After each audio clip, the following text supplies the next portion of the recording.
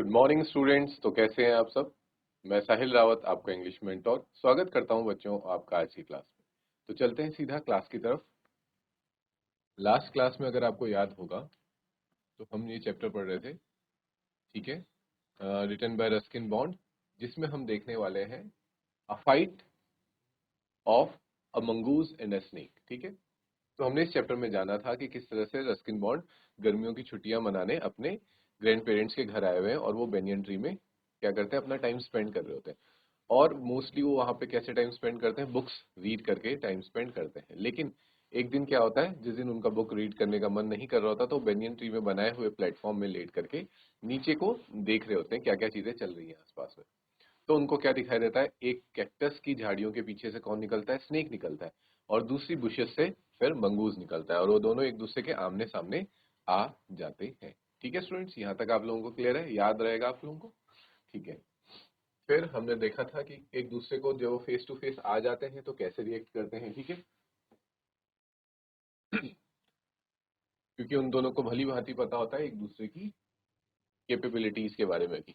Cobra को पता होता है मंगूज के बारे में कि वो कितना खतरनाक कह सकते हैं आप हंटर है, शिकारी है। और मंगूस को भी पता होता है कि जो कोबरा है उसका पॉइजनस कितना ज्यादा डेडली है। ठीक, फिर वो दोनों अपनी अपने स्टांस ले लेते हैं, पोजीशंस ले लेते हैं लड़ाई करने के लिए।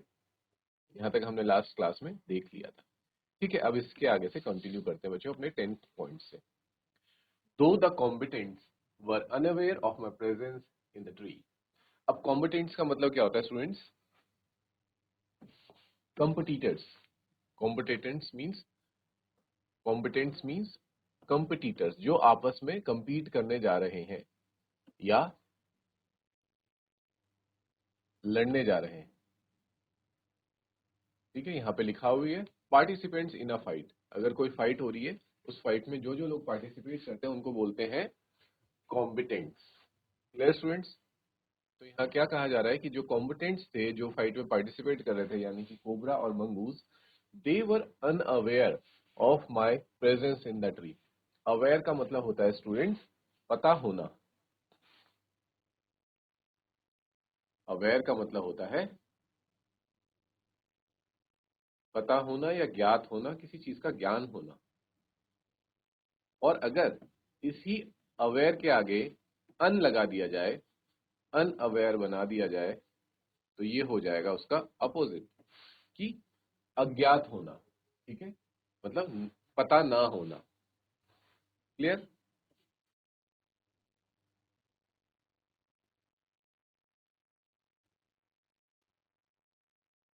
ओके, तो उन दोनों पार्टिसिपेंट्स को पता नहीं था कि हमें दूर से कौन देख रहे हैं, ऑथर देख रहे हैं।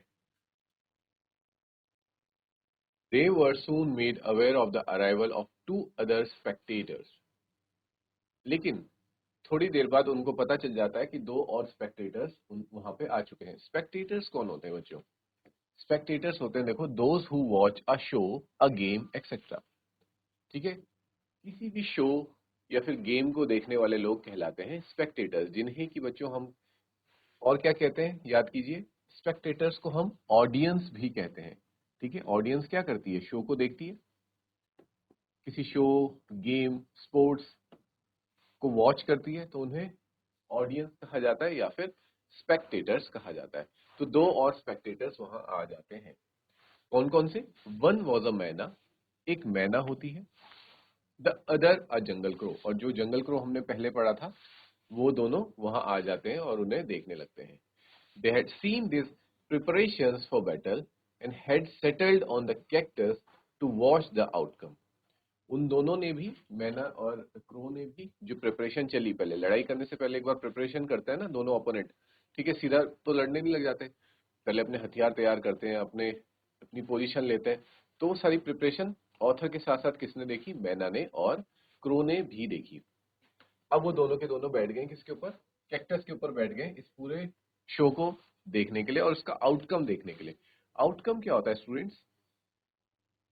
ये जो वर्ड्स हैं, ये बहुत इंपॉर्टेंट वर्ड्स हैं, और ये आपको सिर्फ और सिर्फ ना सिर्फ सुनने हैं, बल्कि साथ ही साथ याद करने हैं। And you have to use them in your daily life. ठीक है, whenever you talk with your friends और your teachers, you have to use this words in your sentences, ठीक है। इसीलिए मैं आपको इन वर्ड्स का मीनिंग बताते हुए चलता हूं साथ में, ताकि आप उनको मीनिंग समझ पाए और उनको अपनी दिनचर्या में इस्तेमाल कर पाए। आउटकम का मीनिंग होता है बच्चों रिजल्ट, ठीक है, कि क्या रिजल्ट आने वाला है, क्या नतीजा आने वाला है। तो रिजल्ट एक बहुत कॉमन वर्ड हो जाता है, हर कोई रिजल्ट यूज करता है, लेकिन अगर आप आउटकम यूज करेंगे तो थोड़ा यूनिक वर्ड लगेगा। Outcome, what is the outcome of this match, ठीक है। ये मत पूछो कि रिजल्ट क्या है, ये पूछो आउटकम क्या है, ठीक। तो वो दोनों भी वहां पे आउटकम देखने का इंतजार कर रहे हैं और बैठ गए। Had they been content only to watch, all would have been well with both of them, ठीक है। वो भी इस कंटेंट के साथ वहां बैठे हैं कि देखते हैं जरा क्या होता है इसका रिजल्ट। तो आगे बढ़ते हैं बच्चों। देखो इस पिक्चर में आप देख पा रहे हैं कोबरा और मंगूज दोनों अपनी पोजीशन ले चुके हैं, ठीक है।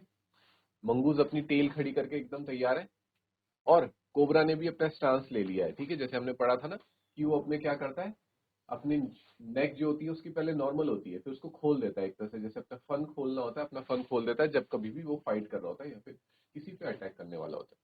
So the both have taken their position and the author Ruskin Bond is sitting on the tree and watching them. और साथ साथ और कौन वॉच कर रहा है उनको, देखो कैक्टस पे बैठ के मैना और क्रो भी उन दोनों को वॉच कर रहे हैं।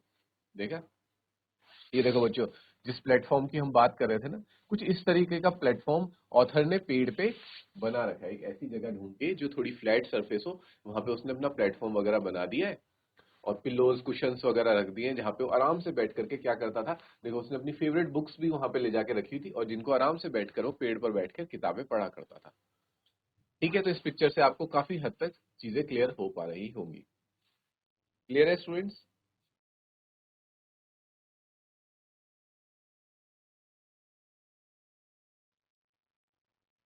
तो आगे बढ़ते हैं स्टूडेंट्स। ओके, 11th पॉइंट पे आते हैं हम ना।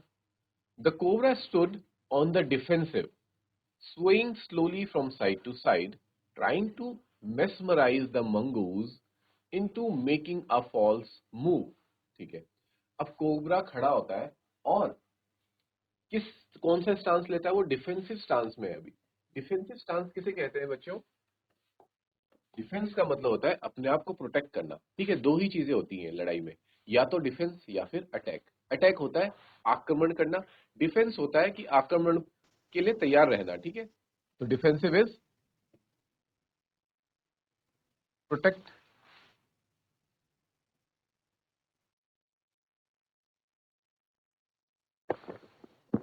ठीक है स्टूडेंट्स। तो जो स्नेक है, कोबरा है, उसने कैसा पोज ले लिया है? डिफेंसिव पोज ले लिया है, ठीक है। वो अपने आप को बचा रहा है अभी, वो अटैक नहीं कर रहा है, वो बचा रहा है।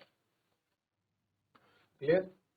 Swing slowly from side to side, ठीक है। और कैसा कर रहा है? इधर उधर घूम रहा है। स्विंग, इधर उधर घूम रहा है, अटैक नहीं कर रहा अभी। Side to side, trying to mesmerise the mongoose. Mesmerise का मीनिंग क्या होता है बच्चों? हेयर मैजिकली परसुएड, ठीक है। क्या कर रहा है? इधर उधर घूम करके कंफ्यूज कर रहा है किसको? मंगूज को, ताकि मंगूज क्या करे, एक hello false hello move. Hello.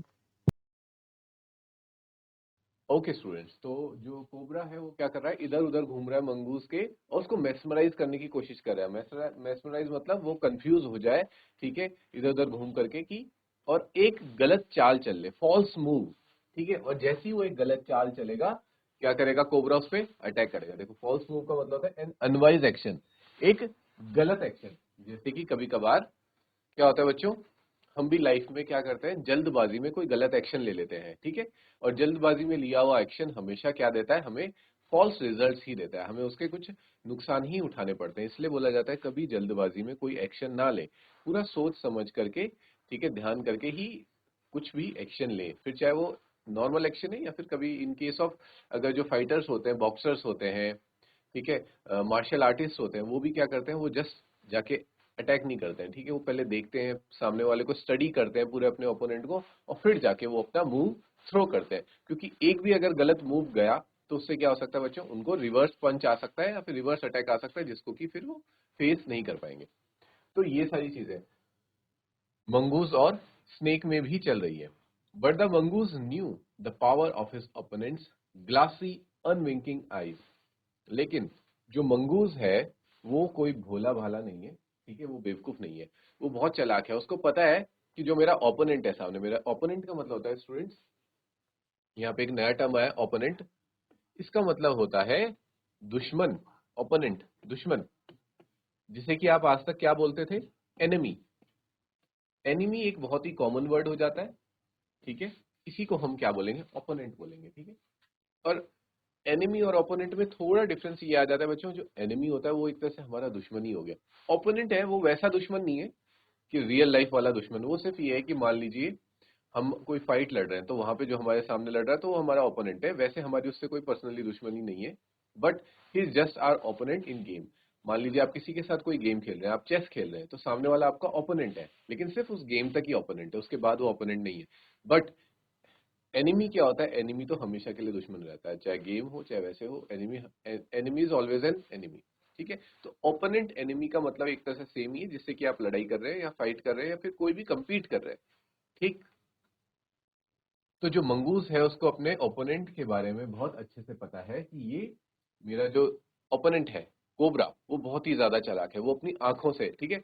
आप कभी भी आपने अगर कोबरा या स्नेक की आंखें देखी होंगी तो उसकी आंखें कैसी होती है, मेस्मराइजिंग करने वाली होती है। मतलब वो सामने वाले को क्या कर देता है, अपने उसमें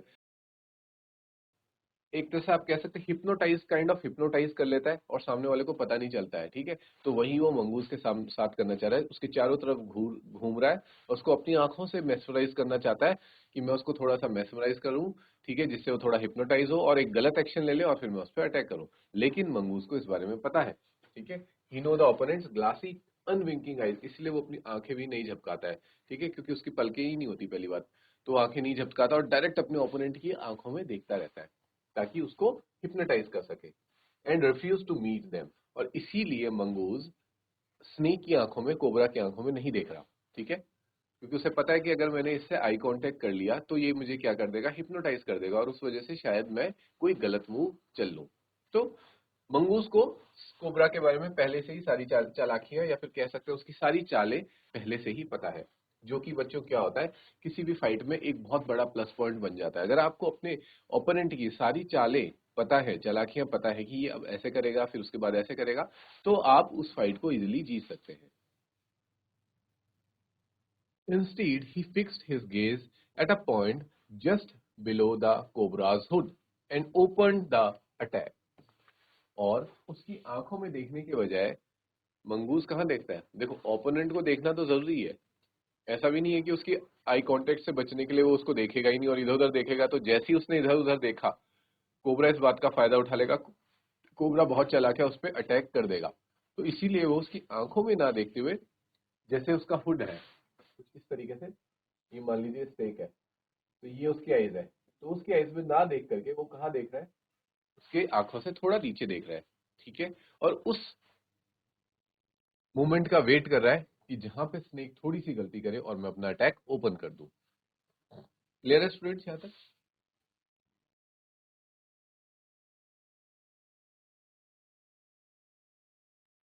ओके, तो मुड़ बढ़ते हैं बच्चों अपने 12th पॉइंट की तरफ। Moving forward quickly until he was just within the cobra's reach, the mongoose made a pretended move to one side. Immediately the cobra struck. His great hood came down so swiftly that I thought nothing could save the mongoose. But the little fellow jumped neatly to one side and darted in as swiftly as the cobra, biting the snake on the back and darting away again out of reach. देखो, अब इस paragraph में आप लोगों को बच्चों पता चलेगा कि कितनी चालाकी से मंगूज स्नेक को चकमा देता है, उस पर अटैक भी कर देता है। देखो होता क्या है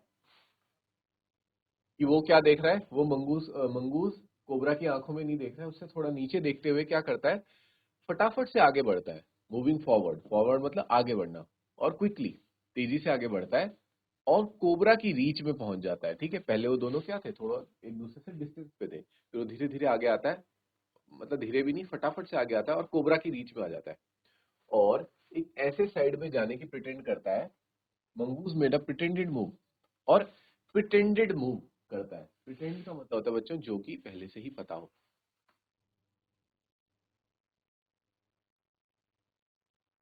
या फिर आप कह सकते हैं दिखाने की कोशिश करता है की कोशिश। इसको आप कुछ ऐसे समझिए, मान लीजिए ये आपके साथ एक कोबरा है और ये मंगूज है, ठीक है। ठीक।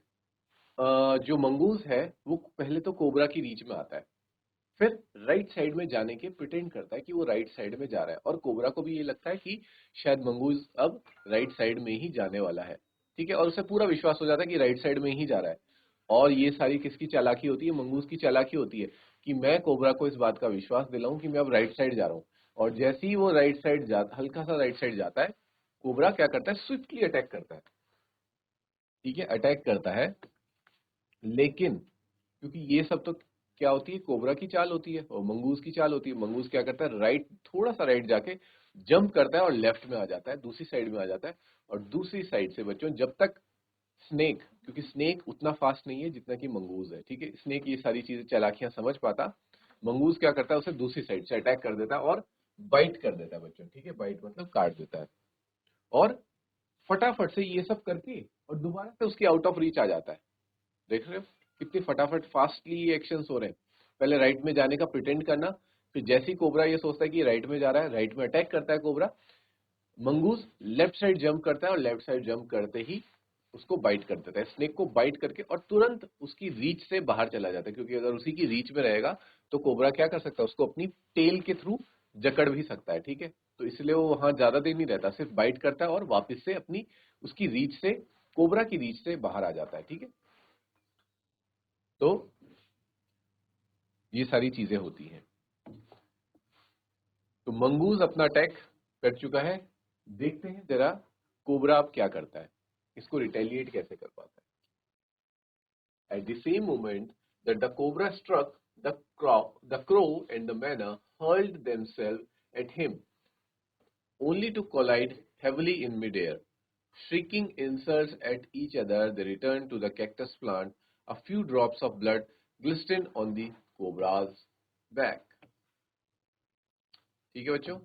तो जैसे ही वो ये चीज देखते हैं कि मंगूज ने कोबरा पे अटैक कर दिया, बाइट कर दिया, तो थोड़ा डर जाते हैं, ठीक है। दोनों मैना और क्रो, दोनों के दोनों क्या है? बर्ड्स हैं, और वो दोनों डर जाते हैं इस सीन को देख के और थोड़ा उड़ने की कोशिश करते हैं। लेकिन जैसे ही वो उड़ना चाह रहे होते हैं, क्या होता है?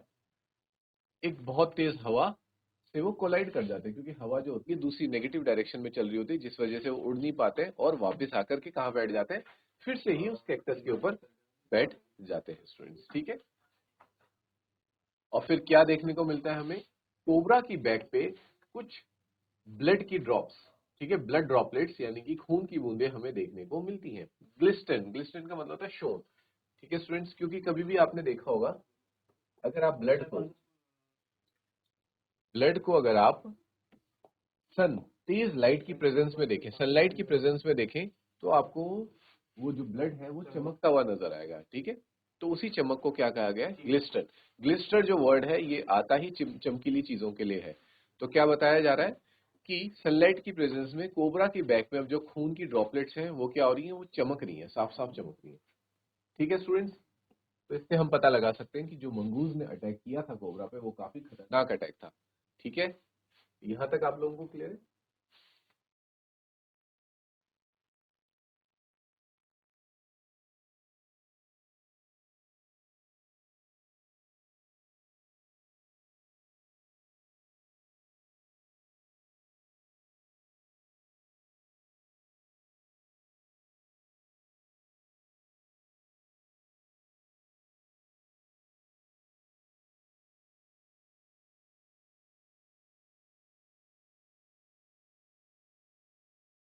ओके स्टूडेंट्स, आगे बढ़ते हैं।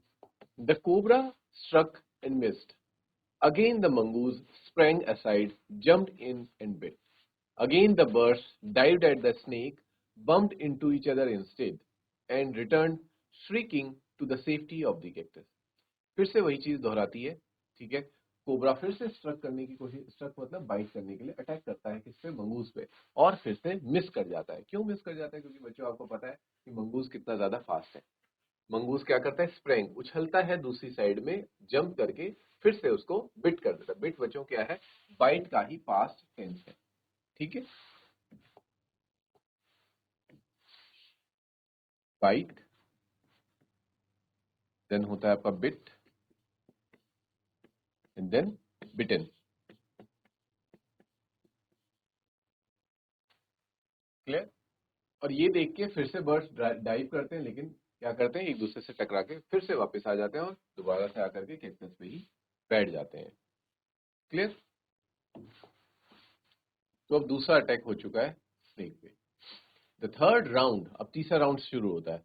The third round followed the same course as the first, but with one dramatic difference. The crow and the Manna, still determined to take part in the proceedings, dived at the cobra, but this time they missed each other as well as their mark. The Manna flew on and reached its perch, but the crow tried to pull up in the mid-air and turn back.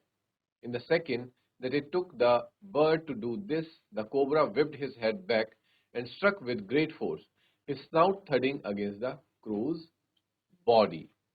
ठीक है students? अब देखो, जो तीसरा round है उसमें क्या होता है। सब चीजें पहले की तरह होती हैं। कोबरा अपना चांस लेता है, अटैक करने जा रहा होता है मंगूस पे, लेकिन इस बार फिर से मैना और क्रो, जो कि दुश्मन है, वो दोनों भी किसके दुश्मन है बच्चों? वो भी स्नेक के दुश्मन है। ठीक है, वो भी स्नेक पे अटैक करने की कोशिश करते हैं, लेकिन बीच रास्ते में मैना का अपना डिसीजन चेंज होता है और वो वहां से उड़ के चले जाती है और किसी अपनी डाली में जाके बैठ जाती है, जबकि क्रो अटैक करने की कोशिश कर रहा होता है कोबरा पे। ठीक है, लेकिन मिड एयर में, बीच रास्ते में हवा के झोंके से वो अपना अटैक मिस कर जाता है, जिसका फायदा उठा के जो कोबरा होता है वो क्रो को बहुत ही बुरी तरीके से स्ट्रक कर देता है। ठीक है, मतलब उसको बाइट करता है पूरे फोर्स के साथ। क्लियर है? देखो, यहाँ राउंड का मीनिंग बताया गया कि एक अगली स्टेज, ठीक है, जैसे फाइट्स में होती है ना, पहली स्टेज, सेकंड स्टेज, तो वही राउंड्स होते हैं। पुल अप, पुल अप मतलब क्या? जो मैना है वो पुल अप कर लेती है, यानी कि रुक जाती है। उसको पता नहीं, रास्ते में पता लग जाता है कि शायद जो हम कर रहे हैं वो गलत कर रहे हैं, क्या पता कोबरा हम पे अटैक ना कर दे, इसलिए पुल अप कर लेती है, यानी कि स्टॉप हो जाती है। ठीक है, विप्ड हिज हेड, विप्ड का मतलब होता है बच्चों, विप बैक का मतलब मूव बैक सडनली। ठीक है, तो कोबरा का हेड किस साइड होता है? मंगूस के साइड होता है, लेकिन वो कहीं ना कहीं से तो देख लेता है कि पीछे से क्रो आ रहा है मुझ पर अटैक करने, और अपने सिर को पीछे करता है, उसी को बोलेंगे विप्ड बैक। ठीक है, पीछे हो जाना suddenly. And his snout thudding against the crow's body. Snout का मतलब the nose and mouth of an animal. ठीक है, तो जो क्रो के नोज होते हैं और जो उसका माउथ होता है, फिर वो किस में टकराता है? जाके स्नेक में बहुत तेजी के साथ टकरा जाता है, क्योंकि स्नेक अचानक से पीछे आता है। Clear students? यहां तक क्लियर है आपको? देखो, आप देख भी सकते हैं सिनेरियो को। ये ऑथर बैठा हुआ है पेड़ पे, वो सारी चीजें देख रहा है। ये क्रो है, ये मैना है, इन दोनों की फाइट चल रही है, मंगूज और कोबरा की। मैना और क्रो अटैक करने की कोशिश करते हैं कोबरा पे, लेकिन मैना बीच रास्ते में उड़ जाती है। क्रो अटैक करने जा रहा होता है, उतने में जो कोबरा है वो पीछे होता है, बहुत तेजी के साथ पीछे होता है, और उसके पीछे होने की वजह से इन दोनों की टक्कर होती है आपस में, और कोबरा नीचे गिर जाता है। The snake and the mongoose return to the fight. ठीक है, क्रो तो क्योंकि नाजुक है, ठीक है, वो स्नेक से टकराने के बाद नीचे गिर जाता है, लेकिन स्नेक और मंगूज अभी भी फाइट में वापस आ जाते हैं। Very wisely decided not to interfere again. The cobra was weakening and the mongoose walking fearlessly up to it. ठीक है, और फिर वो क्या डिसाइड करते हैं कि अब इन दोनों की फाइट में हमें इंटरफेयर नहीं करना है। ठीक है, क्रो भी ये डिसाइड करता है। अब जो हमारा कोबरा है स्टूडेंट्स, वो क्या होता जा रहा है? धीरे धीरे वीक होता जा रहा है। ठीक है, ही इज वीकनिंग। वो कमजोर क्यों हो रहा है? क्योंकि दो बार तो उसको कौन चोट पहुंचा चुका है? मंगूस चोट पहुंचा चुका है, और एक बार वो क्रो की जो चोंच है वो बहुत तेजी से उससे टकरा चुकी है। और जो मंगूस है वो अब और क्या हो चुका है? वो और ज्यादा फेयरलेस हो चुका है, मतलब उसका डर और खत्म हो गया। ये आपने देखा होगा, किसी भी फाइट में अगर दो ओपोनेंट लड़ रहे हैं, एक ओपोनेंट अगर हार रहा होता है तो सामने वाले ओपोनेंट का कॉन्फिडेंस और ज्यादा बढ़ जाता है। ठीक है, ये देख करके raised himself on his short legs and with a lightning snap had the big snake by the snout. ठीक है, फिर से वही करता है, कॉन्फिडेंस में होता है, वो अपने छोटे छोटे पैरों पे खड़ा होता है और लाइटनिंग की स्पीड से, मतलब आप समझ सकते हैं बिजली की रफ्तार से स्नेक पे अटैक कर देता है। The cobra writhed and lashed about in a frightening manner and even coiled itself about the mongoose, but to no avail. Okay? लेकिन कोबरा उसके इस वार से बच जाता है, लेस्ड about in a frightening manner, ठीक है, मतलब डरते हुए, ठीक है, डरते हुए पीछे हटता है फ्राइटनिंग मैनर में। अचानक से, जैसे हम किसी चीज से डरते हैं तो अचानक से पीछे हो जाते हैं ना। मान लीजिए आप चल रहे हैं अपने नॉर्मल वे में आप चल रहे हैं और अचानक से आपको वहां पे कोई कोई भी ऐसी फ्राइटनिंग चीज दिख जाए जिससे कि आप डरते हैं।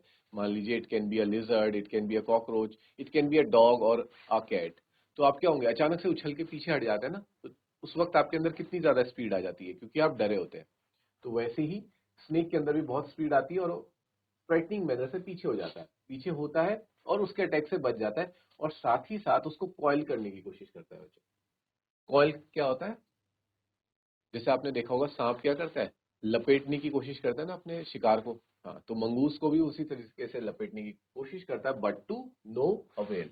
नो अवेल का मतलब होता है बच्चों, इस चीज का पर कोई फायदा नहीं होता। To no avail means with no success, ठीक है, इस चीज का कोई भी उसको सक्सेस नहीं मिलती है, ऐसा उसको लपेटने की कोशिश करने में कॉइल नहीं कर पाता, मतलब वो। The little fellow hung grimly on until the snake had ceased to struggle. He then smelt along its quivering length, gripped it round the hood, and dragged it into bushes. ठीक है बच्चों, उसके बजाय क्या करता है जो मंगूस होता है, वो स्नेक को पकड़ता है, ठीक है, बुरी तरीके से, और उसको बुशेस की तरफ घसीटता हुआ ले जाता है। ठीक है, तो हम देख पा रहे हैं कि जो हमारा कोबरा है उसके सारे वार मंगूस पे खाली जा चुके हैं। ठीक है, अब वो एक तरह से उसने गिव अप कर दिया है। मंगूस बहुत ही ज्यादा कॉन्फिडेंट है, उसने पूरी तरह से हरा दिया है हम कोबरा को, ठीक है, पराजित कर दिया है, और उसको अब घसीटता हुआ ले जा रहा है। ठीक है, यहां तक क्लियर है आप सभी को? Is this clear students?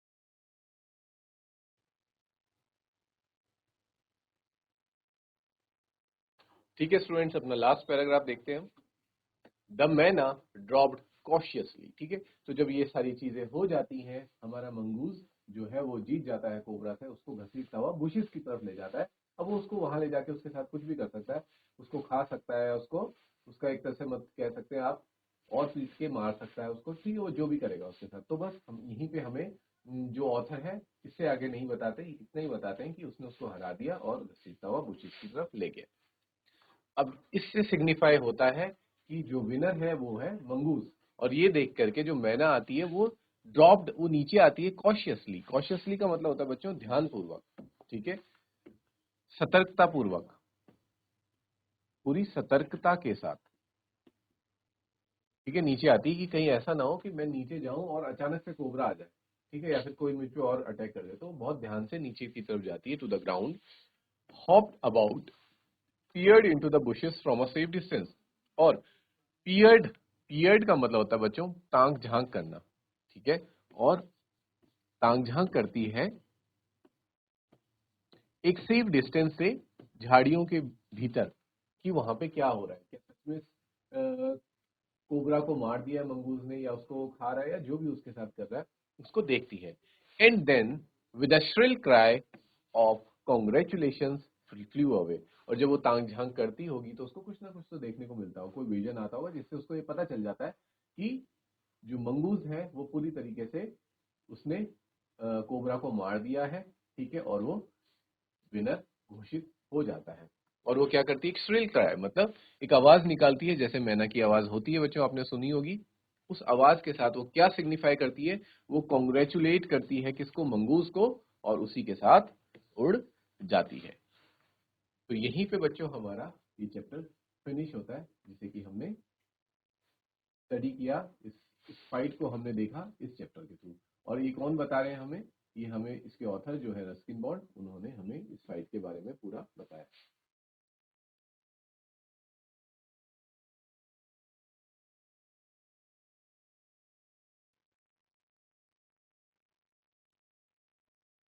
ठीक है स्टूडेंट्स, तो इसी के साथ हमारा ये चैप्टर जो शुरू किया था हमने वो आज खत्म होता है। ठीक है, इस चैप्टर में हमने देखा था कि रस्किन बॉन्ड जो ऑथर हैं इस चैप्टर के, वो अपने चाइल्डहुड डेज के बारे में बता रहे हैं, जब वो छोटे हुआ करते थे, ठीक है, बचपन में। तो अपनी समर हॉलीडेज में वो अपने ग्रैंड पेरेंट्स के घर आते थे, ठीक है, और उस ग्रैंड पेरेंट्स के घर में उन्होंने हमें डिस्क्रिप्शन दिया एक बेनियन ट्री का, और उस बेनियन ट्री में क्या क्या चीजें थी वो उन्होंने हमें सब कुछ डिटेल में बताई। उन्होंने हमें ये भी बताया कि जो ये बेनियन ट्री है वो बहुत सालों पुराना है, इतना पुराना कि जितने पुराने उनके ग्रैंड पेरेंट्स भी नहीं है, ग्रैंड पेरेंट्स का घर भी नहीं है, और जिस जगह पे देहरादून में उनके ग्रैंड पेरेंट्स का जो एक घर है देहरादून से भी पुराना है वो बेनियन ट्री। ठीक है, तो इतना ओल्ड ट्री है, बहुत बड़ा ट्री है। फिर वो ट्री का डिस्क्रिप्शन देते हैं कि उसकी बड़ी बड़ी ब्रांचेस हैं, खूब सारी रूट्स हैं इधर उधर, और फिर वो ये बताते हैं कि वो किस तरीके से इन ब्रांचेस में इधर उधर खेलते हैं, गेम्स वगैरह खेलते हैं और दौड़ते रहते हैं, और पूरा उन्होंने ऑक्यूपाई कर लिया है। फिर वो हमें एक डिस्क्रिप्शन देते हैं कि कैसे उनकी और स्क्वायरल की दोस्ती होती है। ठीक है, पहले जो स्क्वायरल उनसे डर रही होती है धीरे धीरे उनकी दोस्त बन जाती है। फिर वो बताते हैं कि किस तरीके से वो पेड़ में अपना प्लेटफॉर्म लगा के वहाँ पे अपना टाइम पास कर रहे होते हैं। ठीक है, छुट्टियों का टाइम पास कर रहे होते हैं, और वहाँ पे क्या करते हैं, बुक रीडिंग किया करते हैं। और जिस दिन उनका बुक रीडिंग करने का मन नहीं होता वो क्या करते हैं, नीचे दुनिया को देखते हैं। और ऐसी एक दिन दुनिया को देखते हुए उन्हें क्या दिखता है, एक एक सिनेरियो देखने को मिलता है, जो कि क्या था बच्चों, हमारा मंगूज और कोबरा की फाइट। फिर उस पूरे मंगूज और कोबरा की फाइट का हमने डिस्क्रिप्शन देखा कि किस तरह से दोनों ओपोनेंट्स एक दूसरे के सामने आते हैं, पोजीशंस लेते हैं, स्टांस लेते हैं। ठीक है, और फिर शुरुआत में कोबरा जो होता है वो डिफेंस मोड में होता है और मंगूज अटैक मोड में होता है। लेकिन इसके बावजूद मंगूज बहुत चालाक होता है, उसको कोबरा की सारी चालें पहले से ही मालूम थी, इसलिए वो उसको चकमा दे करके बार बार अटैक कर करके उस पर क्या कर देता है बच्चों, उसको जख्मी कर देता है। और साथ ही साथ दूर बैठ के कौन देख रहे होते हैं, ऑथर तो देख ही रहा होता है पेड़ पे बैठ के, लेकिन एक मैना और एक क्रो भी देख के कैक्टस पे बैठ के उन्हें देख रहे होते हैं। और बीच में जब जब उन्हें मौका मिलता है कोबरा पे अटैक करने का, हो सकता है उनकी भी कोबरा से कोई दुश्मनी रही हो, तो वो कोबरा पे बीच में अटैक करने की कोशिश करते हैं, लेकिन पहला अटैक उनका असफल हो जाता है। दूसरे अटैक में मैना पीछे हट जाती है, लेकिन क्रो जैसे ही अटैक करने के लिए आगे बढ़ता है कोबरा अचानक से पीछे होता है और उन दोनों की टक्कर होती है, जिस वजह से हमारा क्रो जो होता है वो क्या हो जाता है, इंजर्ड हो जाता है। ठीक है स्टूडेंट्स, और इसी का फायदा उठाते हुए जो मंगूज है वो फिर से एक बार कोबरा को अटैक करके हरा देता है और साथ ही साथ बुशेस में ले जाता है। ठीक है बच्चों, तो इसी के साथ आज का हमारा ये चैप्टर यहाँ पे फिनिश होता है। नेक्स्ट क्लास में मिलेंगे हम इस चैप्टर के कुछ इंपॉर्टेंट क्वेश्चन आंसर्स के साथ। आपका काम ये है कि आप इस चैप्टर को तब तक अच्छे से रिवाइज करके रखें। ठीक है बच्चों, मिलेंगे नेक्स्ट क्लास में। Till then take care, have a good day and thank you.